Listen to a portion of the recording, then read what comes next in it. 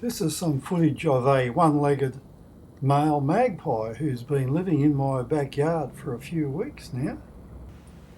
And he must be eating well because he's nice and fat and he's just standing on his only leg.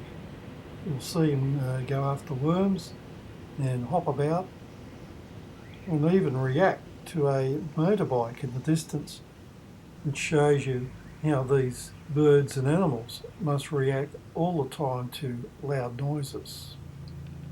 It also shows how he easily has adapted to his handicap, his disability of just having one leg and keeping good balance. I notice he's got a few battle scars, one on top of his head and one around his left eye.